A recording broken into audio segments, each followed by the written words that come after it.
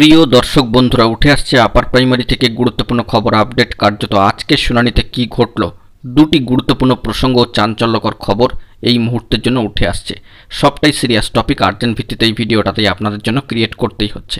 ভিডিওটিকে সম্পূর্ণ শেষ পর্যন্ত দেখে ও শুনে বোঝার চেষ্টা করবেন, ভিডিওটিকে শেষ পর্যন্ত দেখে নেবেন।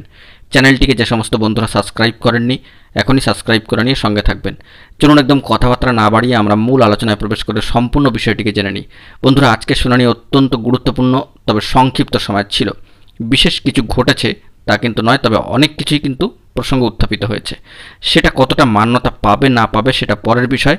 আপাতত যে বিষয়গুলি আলোচনা করছি একটু মনোযোগ দিয়ে শোনবার চেষ্টা করবেন। তো মূলত পিটিশনারদের তরফ থেকে গত শুনানিতে আমরা দেখেছি একটা জোরদার হিয়ারিং হয়েছে এবং সেখানে সম্মানীয় সুবীর সান্যাল মহাশয় তিনি কিন্তু গুরুত্ব দিয়ে তিনটি প্রসঙ্গকে তুলে ধরেছিলেন। কার্যত রি-এভলিউশন বা রিচেকিং, এছাড়াও কিন্তু তিনি সিট আপডেটের মতো বিষয় এবং রিজার্ভেশন পলিসি নিয়ে কথাবার্তা তুলেছেন, বক্তব্য পেশ করেছেন। আর্গুমেন্ট মোটামুটি শেষ তার বক্তব্য। তো সেই দিক থেকে আজকে যে বিষয়টি জানা যাচ্ছিল, সম্মানীয় সিনিয়র অ্যাডভোকেট মহাশয় পিটিশনারদের তরফ থেকে সম্মানীয় বিকাশ রঞ্জন ভট্টাচার্য মহাশয় তিনি উপস্থিত থাকবেন। তো সেটা হয়নি, তিনি ভার্চুয়াল মোডে উপস্থিত ছিলেন অনলাইনে, এবং সেভাবে কিছুটা সময় কিন্তু শুনানি চলেছে।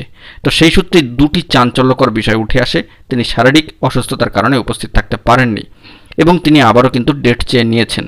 তো সেই দিক থেকে যে বিষয়টি জানা যাচ্ছে যে ওএমআর ম্যানিপুলেশন এবং সিবিআই তদন্তের মতো দুটি ভারী জিনিস কিন্তু উঠে এসেছে এই প্রসঙ্গক্রমে বা শুনানি সাময়িক চলাকালীন সময়। তো সম্মানীয় বিচারপতি জানতে চেয়েছেন যে সম্মানীয় পিটিশনারদের তরফ থেকে সিনিয়র অ্যাডভোকেট মহাশয় উপস্থিত নেই, তিনি ভার্চুয়াল মোডে রয়েছেন, তিনি থাকলে তো সুবিধা হতো। তো এইভাবে যদি অ্যাবসেন্ট হতে থাকেন তবে একটা সমস্যা। তো পরবর্তী ক্ষেত্রে সিনিয়র অ্যাডভোকেট মহাশয় বিকাশ রঞ্জন ভট্টাচার্য মহাশয় তিনি উপস্থিত থাকলে কিন্তু সুবিধাই হয়। তো এসএসসির ক্ষেত্রেও এই বিষয়টি এসএসসির তরফ থেকে যিনি বিশিষ্ট আইনজীবী ছিলেন তার কাছে জানতে চাওয়া হয় তিনি বিষয়টাকে সমর্থন করছেন কিনা।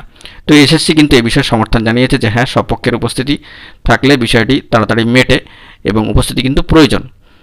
তো এরপর সম্মানীয় বিচারপতি জানতে চান কারোর কোনো বক্তব্য আছে কিনা বা কোনো কিছু বলবার আছে কিনা।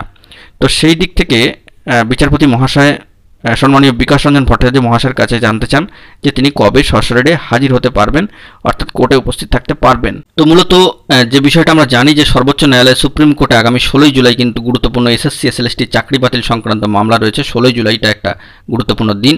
তো কার্যত তারপরেই ডেট চাওয়া হচ্ছে। তো সেই দিক থেকে এসএসসির কাছেও কিন্তু ডেট চাওয়া হয়। এসএসসির আইনজীবী জানান যে 19 তারিখ হলে একটা সমস্যার জায়গা থাকবে এসএসসির। সেই দিক থেকে 18 তারিখটাই কিন্তু সিলেক্টেড হলো সব পক্ষের বক্তব্য অনুযায়ী। তো সম্মানীয় বিচারপতি এটাই রসিকতা করে বলছেন যে 18 তারিখ কি আবার কোনো সমস্যা কারোর হবে। তো সব দিক বিচার বিবেচনা করে 18 তারিখ দুপুর 2টোয় অর্থাৎ 18ই জুলাই নেক্সট হিয়ারিং ডেট কিন্তু এসেছে দুপুর 2টোর সময় অ্যাপ্লিকেশন স্টেজ গ্রুপ 2তে। তো যাবতীয় এই সমস্ত বিষয়গুলো উঠবার সাথে সাথেই সম্মানীয় বিচারপতি মহাশয় তপব্রত চক্রবর্তী মহাশয় সম্মানীয় বিচারপতি তিনি সম্মানীয় পিটিশনারদের তরফ থেকে বিকাশ রঞ্জন ভট্টাচার্য মহাশয়ের কাছে জানতে চান যে তার বক্তব্য পেশ করতে আর কত সময় লাগবে। তো বেসিক্যালি ভার্চুয়াল মোডে থাকায় শুনানিতে সেই সময় সম্মানীয় বিকাশ রঞ্জন ভট্টাচার্য মহাশয় জানান তিনি 15 থেকে 20 মিনিট বক্তব্য বললেই শেষ হয়ে যাবে। তো দেখা যাক সেটা কি হয় না হয়। তো সম্মানীয় বিচারপতি মহাশয় এবার কিন্তু এসএসসির সম্মানীয় আইনজীবীর কাছে জানতে চান যে গতদিনে যে সমস্ত প্রসঙ্গগুলো উঠেছিল, মূলত দুটি প্রসঙ্গ, যে বিষয় হচ্ছে যে রি-এভলিউশন বা রিচেকিং, রিজার্ভেশন পলিসি এবং সিট আপডেট, সেই সমস্ত বিষয় এসএসসি কোনো ব্যবস্থা গ্রহণ করেছে কিনা, কোনো নথি চার্ট প্রস্তুত করেছে কিনা। একটা চার্ট প্রস্তুত করার কিন্তু এসএসসিকে পরামর্শ দেন কার্যত সম্মানীয় বিচারপতি। তো এই বিষয়ে একটা সরাসরি কনক্লুশন বা ক্লিয়ারেন্স চাইছিলেন এসএসসির তরফ থেকে সম্মানীয় আইনজীবী, কারণ তাদের কাছে তথ্য আছে, তারা কি করবেন সেটা বুঝতে পারছিলেন না। তো এই চার্ট তৈরির প্রসঙ্গটা উত্থাপন করে সম্মানীয় বিচারপতি মহাশয় এসএসসির আইনজীবীকে বলেন আপনারা প্রপার এইভাবে লিস্ট ডাউন করুন বা চার্ট তৈরি করুন যে কী কী বিষয় আপনাদের কাছে রয়েছে না রয়েছে। তো এসএসসি সেই অনুযায়ী ব্যবস্থা গ্রহণ করবে। পরবর্তী ডেটে দেখা যাক সেই ব্যবস্থা গ্রহণ হয় কিনা। তো সম্মানীয় বিচারপতি মহাশয় কিন্তু এসএসসিকে বেশ কিছু পরামর্শ দিয়েছেন এই সংক্রান্ত বিষয়ে। তো এর পরবর্তী ক্ষেত্রে এর পরেই এই চার্ট তৈরির প্রসঙ্গ যখন উঠছে তখনই কিন্তু সম্মানীয় বিকাশ রঞ্জন ভট্টাচার্য মহাশয় পরবর্তী ক্ষেত্রে জানাচ্ছেন যে এসএসসিকে যে ওএমআর শিট দিতে হবে, কারণ ওএমআর শিট রিলেটেড এবং ওএমআর শিট ম্যানিপুলেশন সংক্রান্ত বিষয়ে দেখা যাচ্ছে যে সিবিআই তদন্ত কিন্তু কিছু ক্ষেত্রে চলছে এবং সিবিআই কিন্তু এই ওএমআর শিট নিয়েই নানান ধরনের খোঁজ খবর চালাচ্ছে। তো ম্যাট 638-এর সঙ্গে এটা কিন্তু একেবারে রিলেটেড টপিক নয়, একেবারে অফ টপিক। সেটা কিন্তু সম্মানীয় বিচারপতি সরাসরি স্পষ্ট করে জানাচ্ছেন। কারণ আমরা সকলেই দেখেছি যে আপার প্রাইমারির সাথে আপাতত এই ওএমআর শিট নিয়ে সিবিআই তদন্তের মতো কোনো ঘটনা এখনও পর্যন্ত ঘটেনি। তো এই প্রসঙ্গটা উত্থাপিত হলেও, সম্মানীয় বিকাশ রঞ্জন ভট্টাচার্য মহাশয় উত্থাপন করলেও, তো বিচারপতি বিষয়টিকে বলতে চাইছেন যে যেহেতু এটি রিলেটেড প্রসঙ্গ এখনও পর্যন্ত নয় এবং তিনি যেহেতু সশরীরে উপস্থিত নন, তাই তিনি কিন্তু গতদিনেও এ বিষয়ে সাপ্লিমেন্টারি এফিডেভিটটি গ্রহণ করতে পারেননি।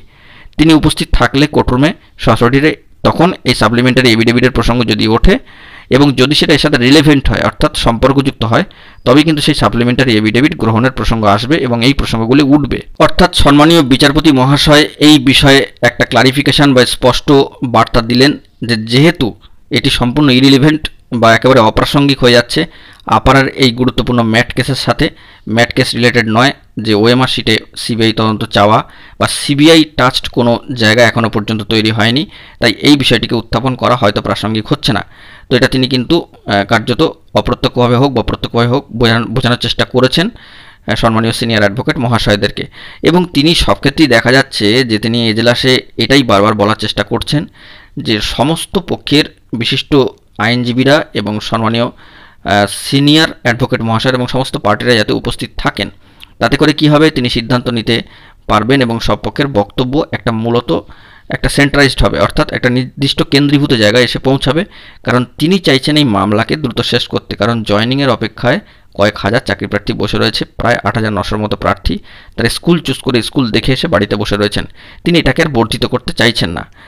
তো এরপর ফের আবারও ওএমআর শিটের প্রসঙ্গ চলে আসে এবং ওএমআর শিট কোর্টে পেশ করা নিয়ে নানান বক্তব্য থাকে সম্মানীয় বিকাশ রঞ্জন ভট্টাচার্য মহাশয়ের তরফ থেকে।